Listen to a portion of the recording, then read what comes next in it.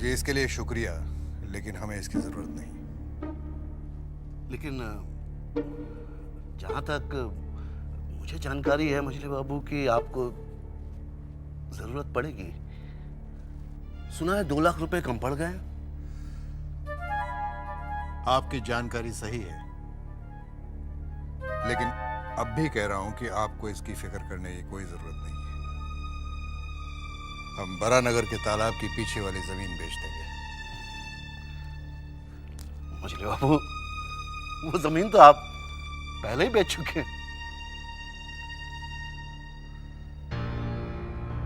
तो क्या हुआ, और भी तो जमीनें हैं। एक बात कहूं मछली बाबू, मैंने इस हवेली में अपनी बेटी ब्याही है। अब इस हवेली की इज्जत मेरी भी इज्जत है। अगर आपको कोई एतराज ना हो तो ये 2 लाख रुपए मैं देने को तैयार हूं।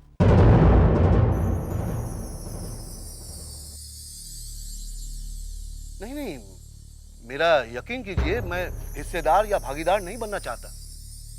आप इसे उधार समझ के ही ले लीजिए।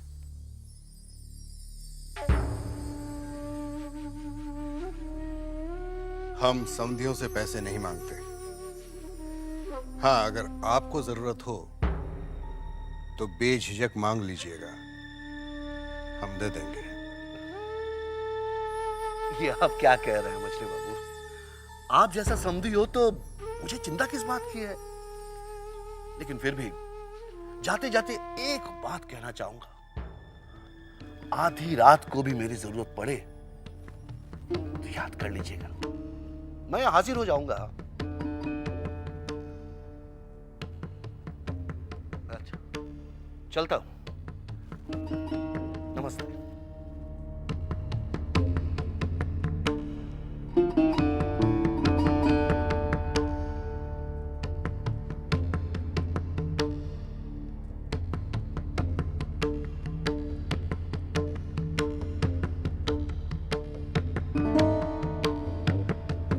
नमस्ते।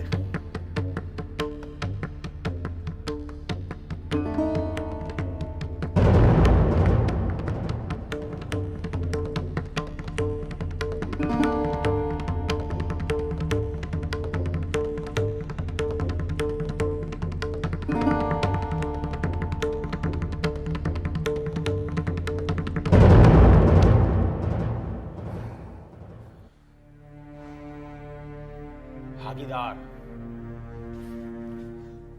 मुझे भागीदार नहीं बनाएंगे वो लोग, मुझे। अरे आपको तो छोड़िए, वो नन्हे बाबू के ससुर हाबुल दत्त को किनारा करके अकेले ही खान खरीदना चाहते हैं। नहीं होने दूंगा मैं, बिल्कुल नहीं होने दूंगा मैं। मेहनत मैं करूं और पूरी की पूरी मिलाई वो खा जाए। अरे आप घबराते क्यों हैं? आपको और हाबुल दत्त को भागीदार बनाना ही होगा। क्यों?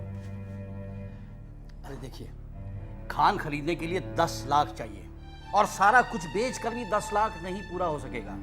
लेकिन अब उन्हें यह खरीदना ही होगा, क्योंकि बात अब जमींदार घराने की इज्जत पर आ गई है। हालांकि नन्हे बाबू ने कहा भी है कि वो, बस यही बात पसंद है मुझे जमींदारों की। साहब जी, नन्हे बाबू आए। अरे बाप रे, सरकार मुझे कहीं छुपा दीजिए। अगर नन्हे बाबू ने मुझे कहीं देख लिया तो गड़बड़ हो जाएगा। अरे सुनो तुम, उस हवेली से तुम्हें जितना कमाना था तुमने कमा लिया। अरे हुजूर, वो सब तो खुरचन खाया था, मलाई खाने का समय तो अब आया है। अरे आपने वो कहावत नहीं सुनी है, घर का भेदी लंका ढाए? अरे जब भेदी ही नहीं रहेगा तो लंका क्या खाक ढाएंगे? तो समझदारी की बात कर लेते हैं। जी हुजूर। छिपो उधर उधर उधर, यहां देखें। मुबारकबाद। मुबारकबाद? किस बात की मुबारकबाद दे रहा है यार? बैठो तो सही। बाप बनने की तुमने मुझे बताया नहीं, दोस्त होगा तुम्हारा। दूसरी बात यह है कि तुम और तुम्हारे चाचा व्यापार शुरू करना चाह रहे हैं और तुम लोगों को भागीदार की कोई जरूरत नहीं है। ये सब तुझे कैसे पता चला? पता चल जाता है।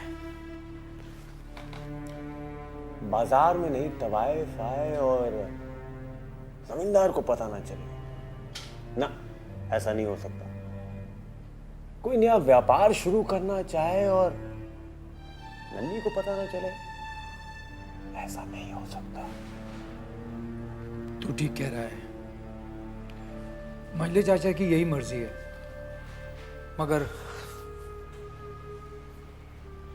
मगर क्या? यार नन्ही, मुझे 2 लाख रुपयों की बहुत सख्त जरूरत है।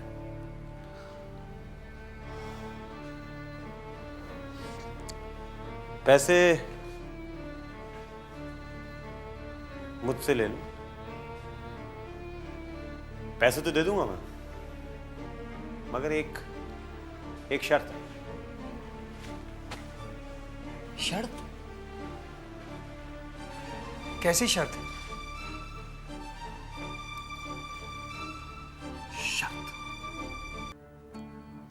तो आपने कोयले के खान के कारोबार में जाने का पूरा फैसला कर ही लिया। वक्त की नजाकत को देखते हुए हमें यह फैसला करना पड़ा छोटे,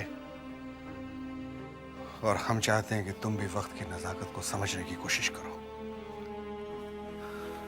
पीना कम करो, पियो, लेकिन इतनी भी मत पियो कि नौकर चाकरों के सहारे तुम्हें घर के अंदर आना पड़े। हमने आज तक तुमसे कुछ नहीं कहा, तुमसे कोई शिकायत नहीं की, लेकिन आज कर रहे हैं क्योंकि हम बहुत अकेले पड़ गए छोटे, बहुत अकेले पड़ गए। अब हम चाहते हैं कि तुम हमारे साथ रहो,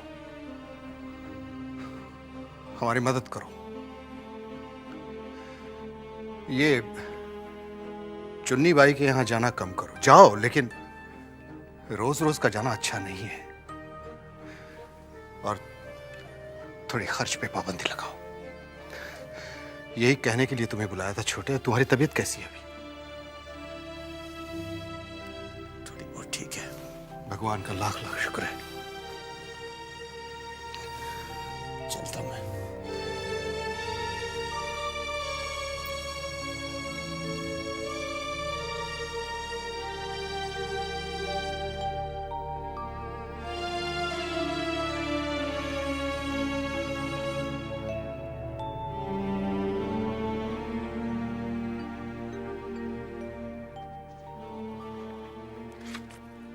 आप अभी भी पढ़ रहे हैं? देखना चारू, मैं अब कितनी मेहनत करूंगा। मुझे बहुत तरक्की करनी है। मंजले चाचा को भी ना एक दिन इस बात का एहसास करा दूंगा, मेरे ऊपर विश्वास करके उन्होंने कोई गलती नहीं की। आपके आत्मविश्वास को देखकर मुझे बहुत खुशी हो रही है, और मुझे पूरा विश्वास है आप बहुत तरक्की करेंगे। तुम यहाँ बैठो। तुम्हें पता है चारू, मेरी जिंदगी में इस बदलाव की वजह क्या है? सिर्फ तुम हो, और बाकी रही सही कसर हमारे होने वाले बेटे ने कर दी। चारू देखना, हम अपने बेटे को बहुत अच्छी परवरिश देंगे, उसे पढ़ने के लिए ना विदेश भेजेंगे। मेरी तो भगवान से यही प्रार्थना है कि आपकी हर इच्छा पूरी हो। तुम मेरे साथ हो ना, फिर मुझे किसी बात की कोई फिक्र नहीं है। सच?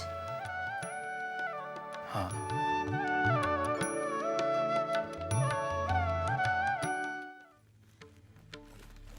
छोटे सरकार कौन सा जूता पहनेंगे? ये वाला पहना दो। बहुत पुराना है, बहुत बार पहन चुके हैं। ये दूं क्या? ये नया है। ठीक है, पहना दो।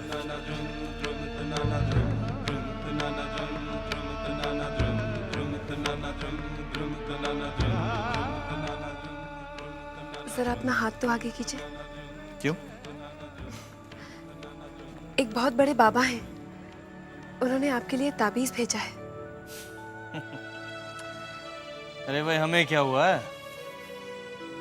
यशोदा दुलाल की कृपा से हुआ तो कुछ नहीं है, लेकिन आप रात रात भर बाहर रहते हैं, मुझे डर ही लगा रहता है। ये ताबीज आपकी रक्षा करेगा। छोटी बहू, तुम अच्छी तरह जानती हो कि आज तक हमने कभी भगवान की पूजा तक नहीं की है, तो ये बेकार की ताबीज हम क्यों पहनेंगे?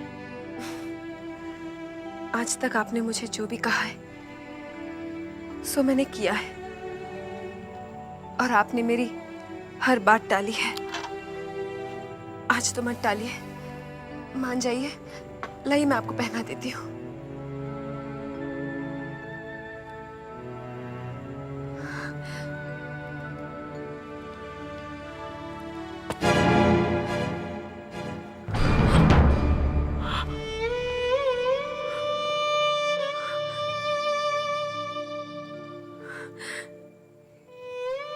यशोदा दुलाल, माफ कर देना पापा।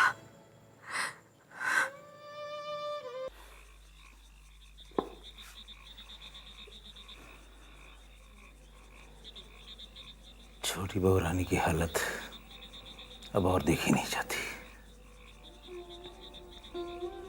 क्या से क्या हो गया, सब कुछ हाथ से बेहाथ हो गया। जब पहले छोटी बहू रानी को देखते थे तो उसके रूप में एक देवी नजर आती थी। साले साहब, शाम को जब पूजा पाठ करके प्रसाद की थाली लेकर ऐसे सामने आती तो ऐसा लगता है जैसे सामने कोई देवी खड़ी है।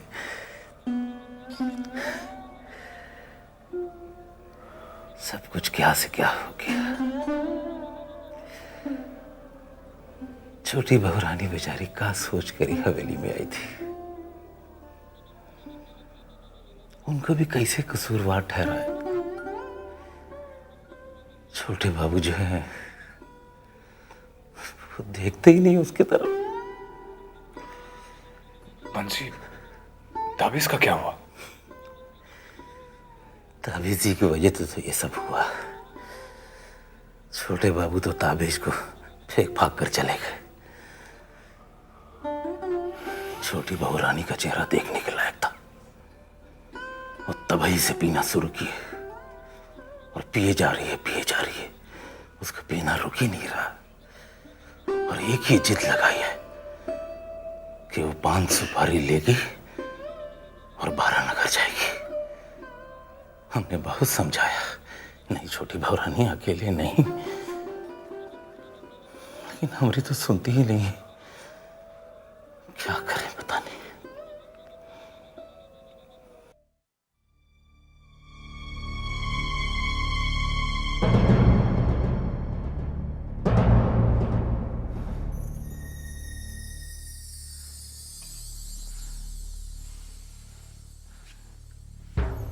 ये क्या छोटी बहू, आपने इतनी पी रखी है, ऐसे में आप वारानगर कैसे जाएंगी? तू है ना मुझे संभालने के लिए। हाँ, नहीं छोटी बहू, इस हालत में मैं आपको नहीं लेकर जाऊंगा।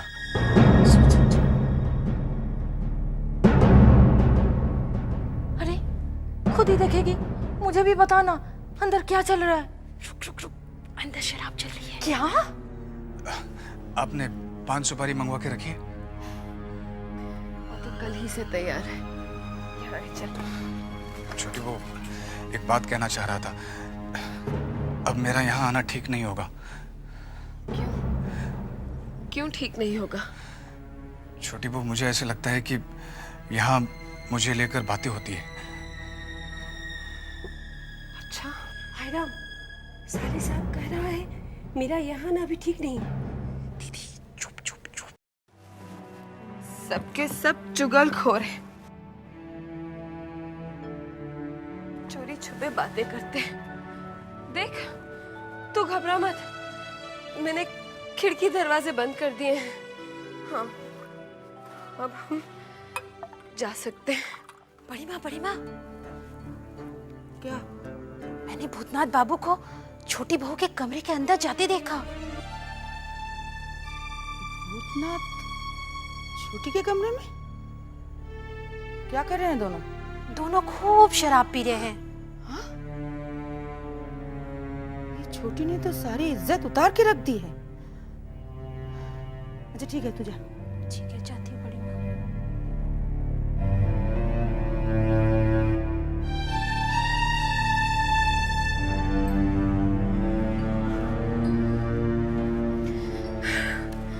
हाँ, अब हम चलते हैं, ठीक है?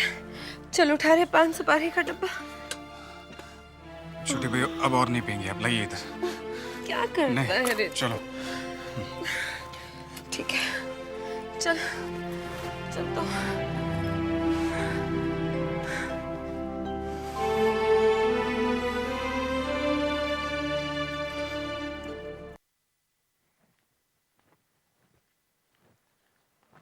प्रणाम चाचा जी। आओ नन्हे, हम तुम्हारी प्रतीक्षा कर रहे थे। मैं अभी आया, मुझे आपका संदेश मिला। जी कहिए। वो हाबुल दत्त को हमने बुलाया था ये कहने के लिए कि हमें भागीदारी नहीं चाहिए, लेकिन जो बात हम लोगों को पता थी वो उस तक कैसे पहुंची? कौन सी बात? वो 2 लाख रुपए वाली बात। वो चाचा जी बातों ही बातों में मेरे ही मुंह से निकल गई थी। नन्हे, तुम समझदार हो, तुम्हें इस चीज का ख्याल रखना है कि घर की बात घर की 4 दीवारी में रहे तो अच्छा है, बाहर गई तो समझो इज्जत गई।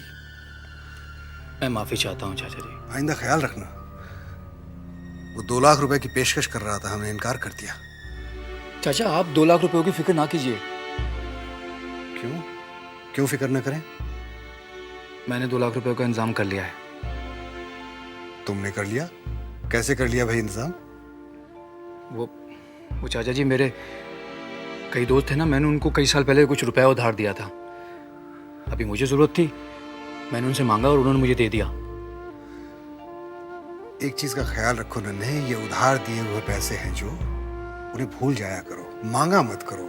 मांगने में बड़ी शर्म आती है। जाओ यहां से।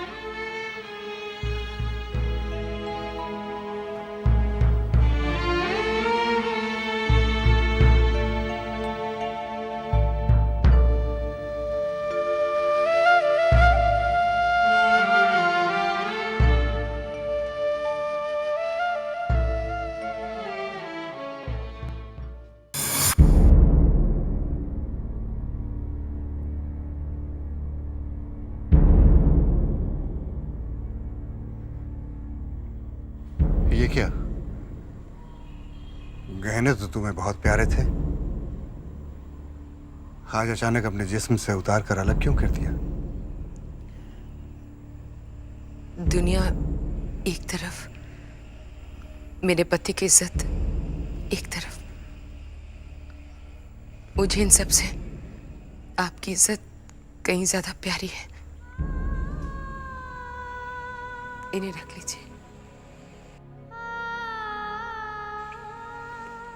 मुझसे आपकी परेशानी देखी नहीं जाती। एक औरत का असली गहना तो उसका पति होता है। आपको पैसों की जरूरत है ना? अगर इन्हें बिकवा कर तुम्हारे गहने बिकवा कर? मजली, आज तुमने ऐसा करके खुद को हमारी नजरों में बहुत ऊंचा कर लिया, बहुत। मगर अपने गहने देकर हमें हमारी नजरों में नीचा मत करो, मत करो हमें हमारी नजरों में नीचा।